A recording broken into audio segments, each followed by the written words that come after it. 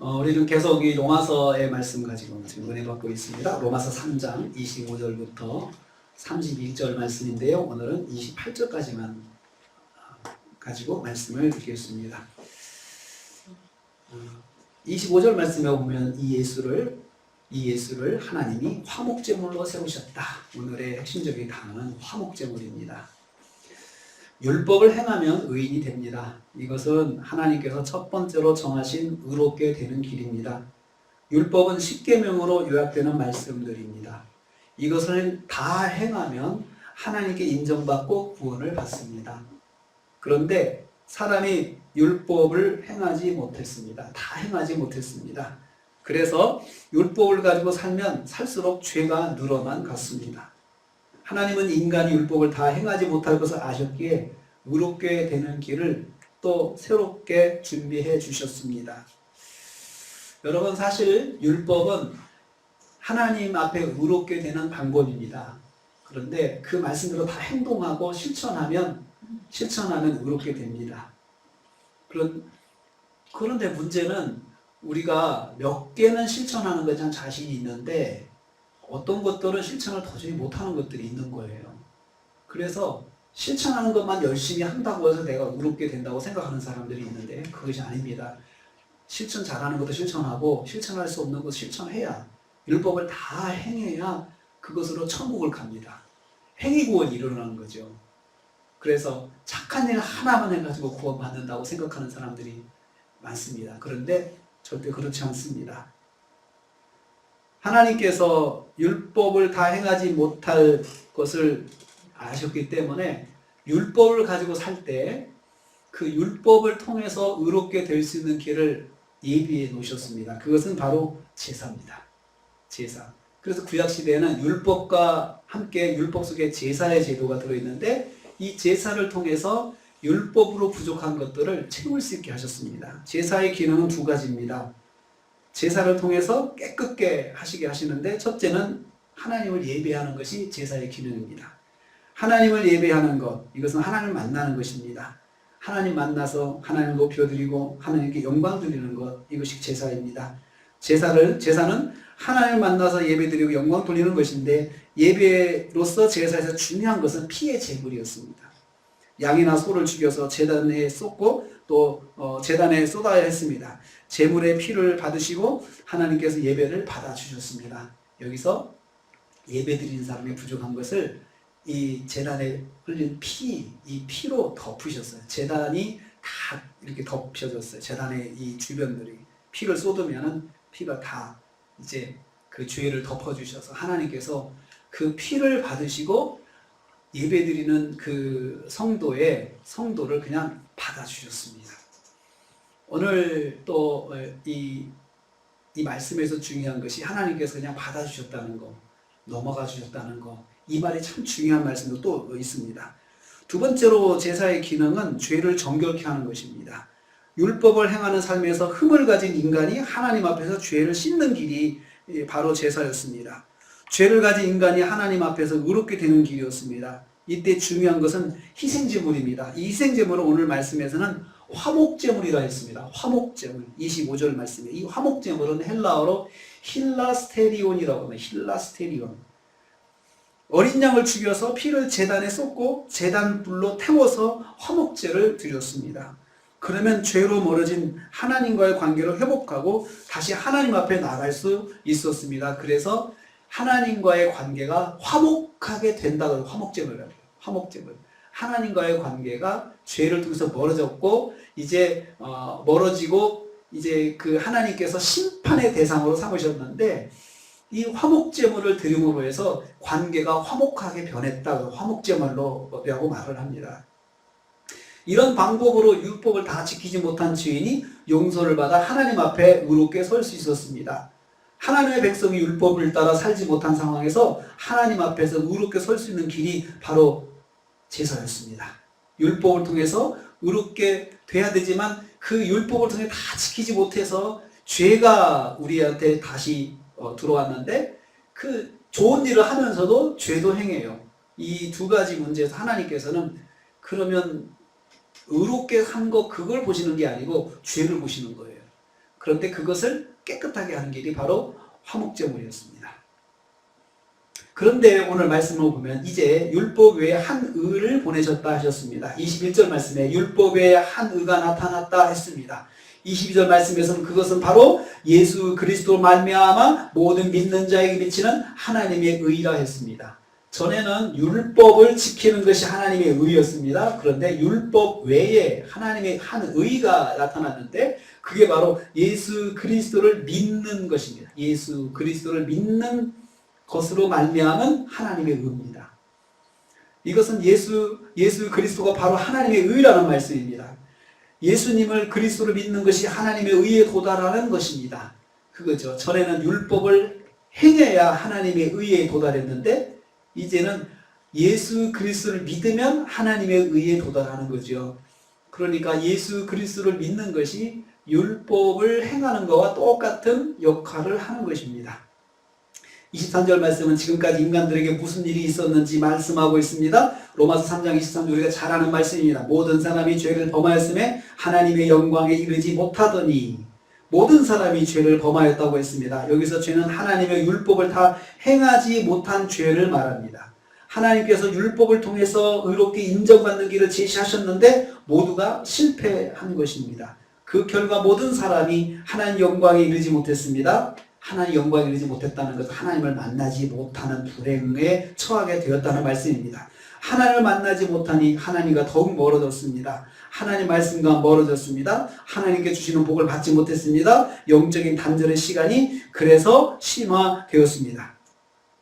하나님께 드린 제사를 통해서 의롭게 되는 것도 점점 줄어들었습니다. 여러분 자꾸 제사를 드리는 것이 하나님께 앞에서 의를 회복하는 길이지만 너무나 죄를 많이 지니까 제사 드리는 것도 지치는 것입니다. 매일 제사를 하나님께 드려야 되는데 그 죄 때문에 그것이 점점 이제 멀어지는 거죠. 제사도 건너뛰고 급기야는 멈춰버리게 되었습니다. 심화된 죄가 인간을 좌절과 절망으로 빠뜨렸습니다.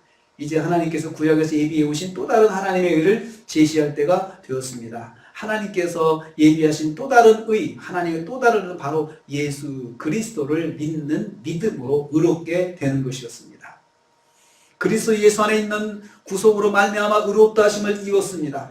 예수님 안에 구원을 통한 예수님 안에 있는 구원을 통한 의롭다 하심입니다. 무슨 말입니까? 먼저 예수님을 그리스도로 믿는 믿음을 말합니다. 예수님이 그리스도십니다. 이렇게 믿는 믿음을 가지면 의롭다고 하나님 인정해 주세요.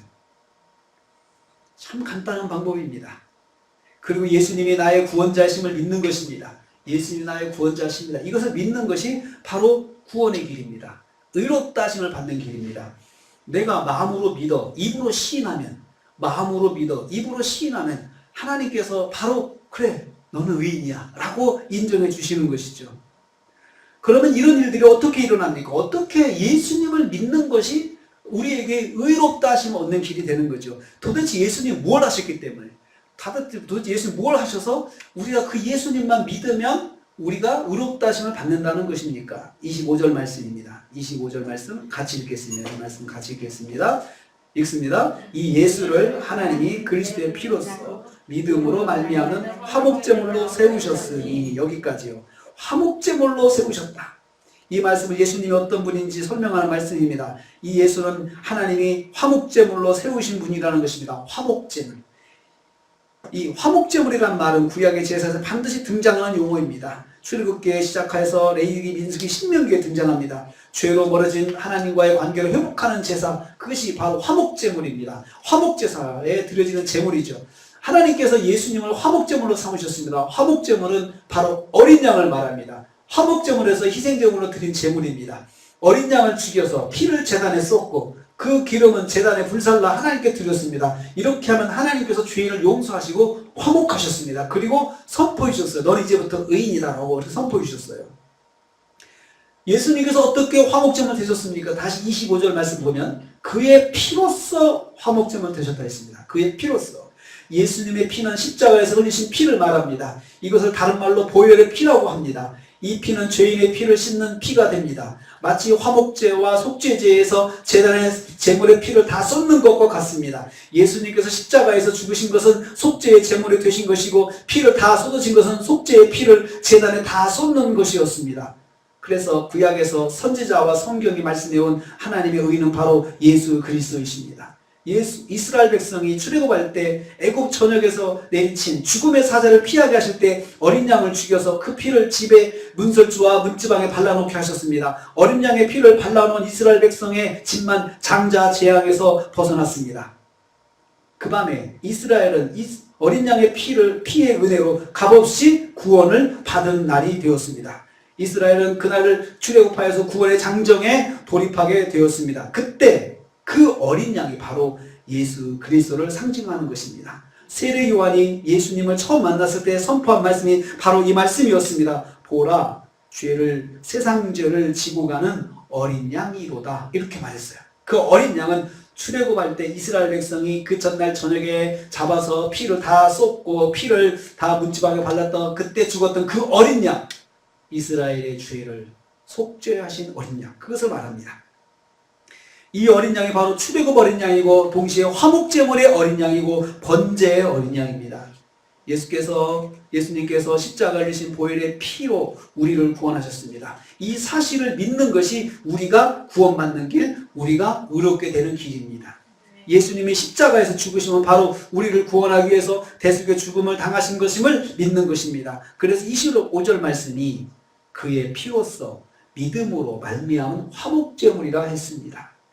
예수님께서 십자가의 대속의 죽임을 당하심으로써 내가 구원을 받았음을 믿는 것을 말합니다. 이 믿음을 가지는 것이 우리가 예수님을 믿음으로 의롭게 되는 길입니다. 이렇게 믿으면 하나님께서 우리가 전에 지은 죄를 넘어가 주십니다. 25절 말씀 또 보겠습니다. 뭐라고 했습니까? 간과하신다라고 했어요. 자, 이로써 이는 하나님께서 길이 참으시는 중에 전에 지은 죄를 간과하심으로 하라고 했어요. 여기서 간과하심, 이 파레시스라는 말을 표현하고 있는데요. 간과하심은 넘어간다는 뜻입니다. 넘어가심으로, 하나님께서 넘어가심으로 이렇게 말을 하고 있어요. 넘어간다는 말은 출애굽에서 죽음의 사신이 어린 양의 피를 바른 이스라엘 백성의 집을 넘어가는 것을 연상하게 합니다. 이스라엘 백성은 죽음의 사자가 이스라엘 백성의 집을 넘어가고 구원받은 날, 그날을 유월절이라고 했습니다. 유월절은 패스오버라고 하는데 넘어간 날이 바로 유월절입니다. 그래서 하나님께서 간구하신다는 것은 넘어가신다는 뜻이죠. 넘어가신다는 거죠. 죄 지은 사람을 넘어가시는 거예요. 원래는 죽음의 사자가 죄 지은 죄를 심판하는 날이었는데 피를 바른 그 유대인의 집, 이스라엘의 집에는 거기를 넘어가셨어요. 패스오버 하셨어요. 간과하시는 것이에요. 가시죠. 출애굽기 12장 27절 말씀 보겠습니다. 거기 보면 넘어가셨다는 말, 그 말이 또 나옵니다. 넘어가셨다는 말. 용서하다는 말은 여러분 넘어가는 것을 말합니다. 죄가 없어지는 것을 말하는 것이 아닙니다.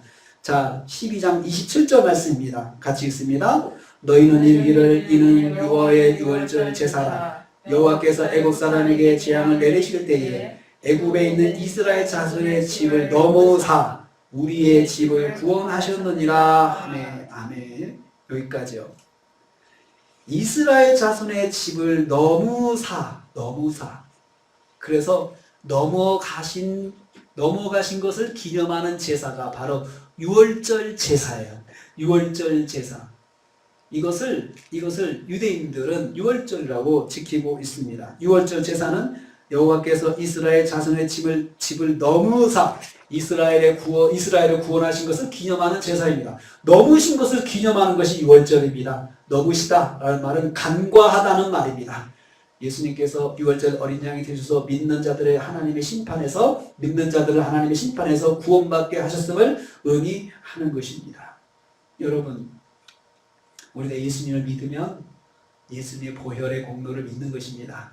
예수님께서 십자가에 피 흘려 죽으셔서 내 죄를 대신해 죽으심으로 내가 구원을 받았다. 나는 용서를 받았다. 내 그 피로 인해서 나는 용서를 받았다. 이것을 믿으면 하나님께서 그 사람에게 넘어가신다는 거죠. 간과하신다. 그 사람의 죄를 넘어가 주신다. 여러분, 한 번 죄를 지으면 없어지지 않아요. 죄가 없어지지 않아요. 그런데 죄를 지은 사람이 회개하면 그 죄를 없애주는 것이 아니고 그냥 보혈로 이렇게 덮어서 죄가 안 보이잖아요. 넘어가 주시는 거예요. 그것이 바로 하나님께서 우리를 구원하실 때 일어나는 프로세스예요. 예수님의 보혈로 죄 용서받은 결과는 무엇입니까? 믿음으로 의롭다 하심을 받는다는 말이 바로 이런 것입니다. 믿음을 가지면 무엇을 믿는 것을 말합니까? 예수님께서 십자가의 대속으로 죽으실 때 흘리신 보혈로 나의 죄가 씻음을 받았음을 믿는 것입니다. 이를 믿을 때 하나님께서 나의 죄를 넘어가십니다. 믿으면 죄를 용서해 주십니다. 그러면 무슨 일이 일어납니까? 죄 용서받은 결과가 무엇입니까? 26절입니다. 26절 보겠습니다. 26절 같이 읽습니다. 곧 이때에 자기의 의로우심을 나타내사 자기도 의로우시며 또한 예수 믿는 자를 의롭다 하려 하십니다. 예수 믿는 자를 의롭다 하신대요. 우리가 예수님의 보혈로 내가 용서를 받았습니다. 이것을 믿으면 하나님께서 우리를 의롭다 인정해 주신대요. 의롭다 인정해 주신대요. 하나님께서 예수 믿는 자를 의롭다 하려 하신다고 했습니다. 예수님을 그리스도로 나의 구주로 믿는 성도들을 하나님께서 의롭다고 인정해 주신다는 말씀입니다. 믿음으로 의롭다 하심을 받는다는 말씀이 여기서 강조되고 있습니다. 믿음으로 의롭다. 전에는 무엇이었죠? 율법의 행위로 의롭다 하심을 받는다고 생각을 했잖아요. 그렇게 해왔잖아요. 율법의 행위로가 아니고 믿음으로 의롭다 하심을 받는다고 말씀하고 있습니다. 예수 그리스도를 믿음으로 말미암은 의라는 말은 예수 그리스도를 말미암은 구원이라는 말과 동의어입니다. 예수 그리스도를 통해서 내가 구원을 받았습니다. 이 말과 예수 그리스도를 믿음으로 말미암아 내가 의롭게 되었습니다. 이 말은 같은 말입니다. 그래서 우리의 구원에 대해서 우리가 가져야 할 자세를 27절에서 말씀하고 있습니다. 또 읽겠습니다.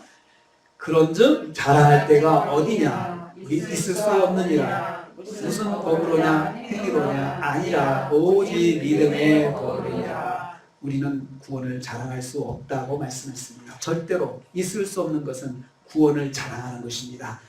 자랑한다는 것은 구원이 자기 노력과 자기 공로로 된 것이라고 말하는 것입니다. 자신이 열심히 해서 구원받았다고 말하는 것은 해서는 안 되는 말입니다.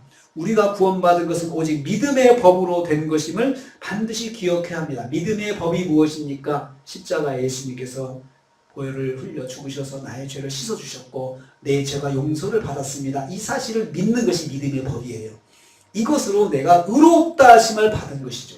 행위나 그리고 율법이 아니다라고 성경이 다시 강조하고 있습니다. 믿음의 법은 구체적으로 무엇을 말합니까? 예수님께서 화목제물로 힐라스테리온으로 희생하셔서 나를 구원하셨음을 믿는 믿음입니다. 그래서 28절 말씀은 다시 다짐하게 합니다. 인정해야 한다고 촉구합니다. 28절 말씀 읽습니다. 시작. 그러므로 사람이 의롭다 하심을 얻는 것은 율법의 행위에 있지 않고 믿음으로 되는 줄 우리가 인정하노라. 우리가 하나님께 의롭다고 인정받는 것은 오직 믿음으로 된다는 말씀입니다. 의롭다고 인정받는다는 말은 죄가 없음을 인정받는 것입니다. 죄인이 아니라 의인이라는 말씀입니다. 의인으로 말미암아 구원받은 것을 말합니다. 의인으로 인정받아서 구원받는 것을 말합니다. 하나님 앞에서 구원받는 길은 율법을 지켜서 되지 않습니다. 율법을 다 지키지 못하기 때문입니다. 율법을 지킬 수는 있지만 완전히 지킬 수 없어서 죄인이 되는 것입니다. 구약에서는 이를 어린 양 제사로 회복하게 하셨습니다. 어린 양 제사로 하나님과 화목하게 하셨습니다. 하나님께서 어린 양 제사를 받으시고 죄를 넘어가 주셔서 의롭게 되었습니다. 그러나 하나님은 예수 그리스도를 통해서 구원의 길을 열어주셨습니다. 예수님을 그리스도로 믿는 믿음으로 우리 죄를 넘어가 주셨습니다. 예수님이 십자가 보혈로 우리 죄를 용서해 주셨습니다. 이 사실을 믿는 성도는 누구든지 하나님 앞에서 의롭게 설 수 있습니다. 하나님의 영광을 체험할 수가 있습니다. 천국 백성으로 특권을 누릴 수 있습니다. 우리는 이 사실을 잊지 말아야 합니다.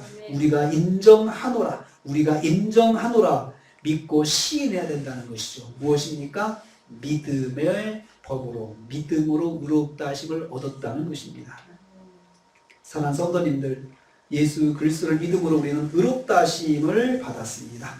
우리 죄를 하나님께서 넘어가 주셨습니다.